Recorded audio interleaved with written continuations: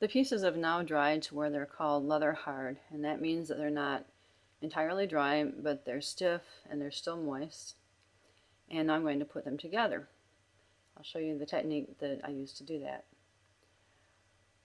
First of all, I take a sharp tool like the needle tool or a fork or a toothpick, and on the edges to be joined together I score them by cutting little lines into the whole surface of the clay where it's going to be joined. You don't want it too deep, just trying to rough the clay up so that it'll make a better joint. Okay, now right along the bottom of this slab is where it's going to be joined to the bottom of the box. And so I drew a line to kind of show myself where I'm going to do the scoring. As you noticed, I kind of made a little mistake up there, but it's not really going to make too much difference. And I just go over the whole thing, the whole area where I'm going to join the two sides together. Now I take some slip, and that's clay that's really watered down a lot, and I use my brush and I apply that to the scored areas like this, both of them. And I make sure I get a generous amount on there. And then I press it together like that. And the whole idea is to have the side be straight, have the whole edge that is supposed to be joined together in contact. And you can see the slip kind of squeezing out of the joint, and that's fine. There's not a problem with that. Okay, now the next thing I'm going to do is take a piece of clay and roll it into a worm. There are easier ways to do that. And then I'm going to push it into the joint. This has to be soft clay. And I support the wall with one hand while I use the fingers on the other hand to work that into the joint, and that should actually make a stronger joining. Kind of like putting tape on there or something. And I'm trying to smooth it out so that it actually looks like it's one with the other pieces of clay, and like it's not a big glob of bubble gum kind of stuck along there trying to stick it together. And then that's what it looks like on the other side. And I'm going to join the other one the same way. I'm going to do both of the long sides first. And since it's going to be exactly the same procedure, I'm not going to show you this whole step. Alright, I have two of the other sides on, and now I'm going to put on the end of the box, and I mark really carefully where I need to cut to make this fit. There's my line. And I can use a butter knife to cut it like that to get it the right size.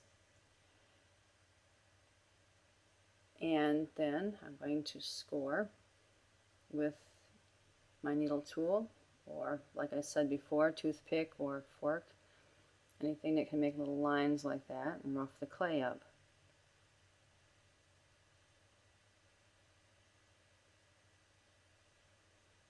All the way across, all the way down.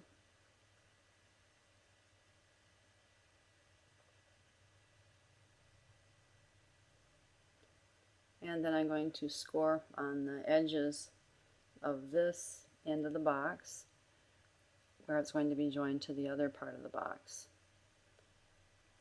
Just in the areas where it's going to be in contact with the bottom and the other two sides.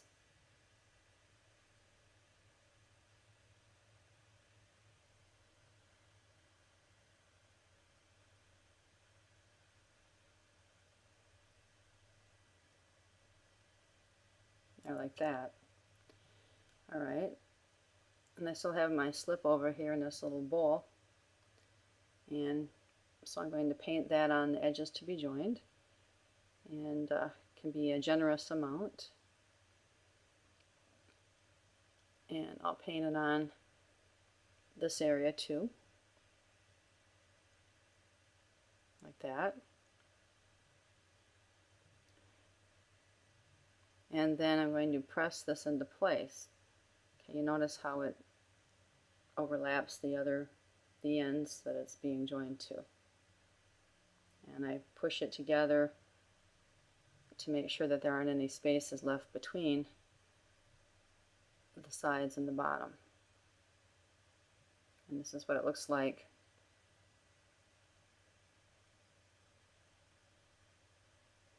And I keep adjusting it to try to make sure it's straight. And I can smooth it like this.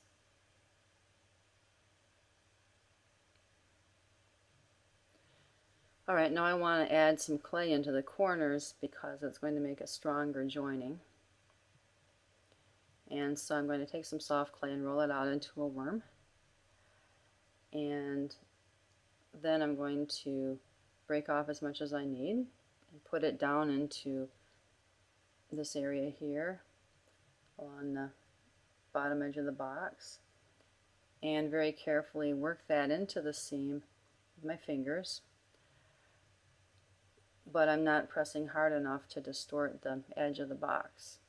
I'm trying to keep that square, and I want to rub that in there enough so that it looks like it's all one piece with the other pieces of clay, not like it's a gob of bubble gum stuck in there to try to make it stick together.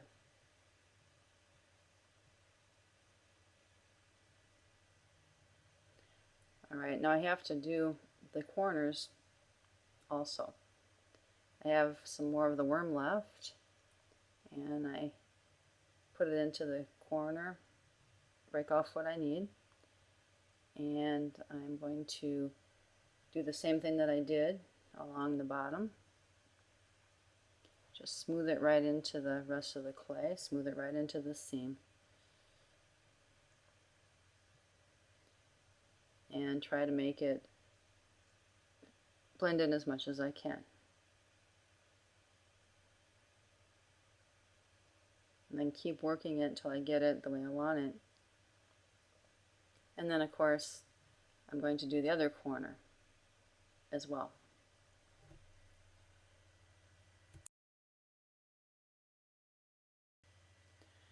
Alright, now I'm going to blend the outer corners to try to make sure that they stay together. Remember, when you have a seam with two pieces of clay, you want to blend it so that it becomes one piece of clay, because clay shrinks when it dries, and if it's not joined completely, it will shrink away from each other and your piece will fall apart. So that's the next thing I need to do.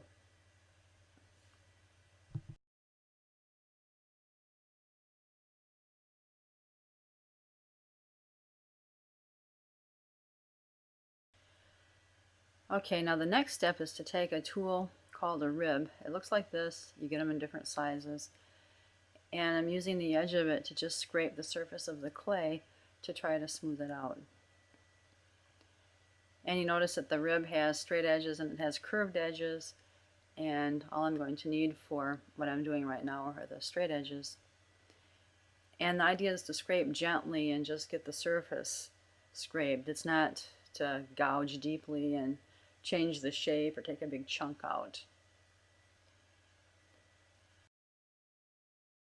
Scraping the sides of the box, and every time I do, I clean the clay off of the blade and I put it out of the way. I don't want it right where I'm going to be setting my project down, because then the little crumbs will stick back to the project again and I'll have to just scrape them off again. So I try to be careful with that. It saves myself some work.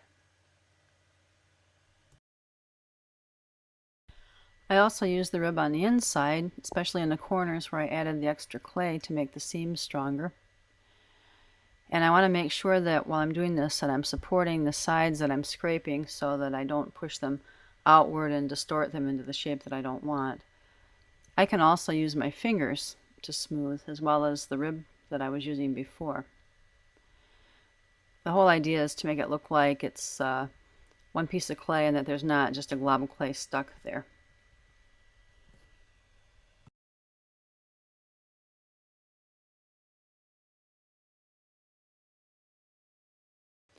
And this is my box as I finished it so far. I've scraped it the best I can to smooth out the sides and everything and the edges.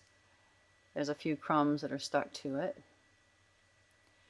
And it looks like there's some corners that I'm going to want to go back into and fix. So there's that part of the project.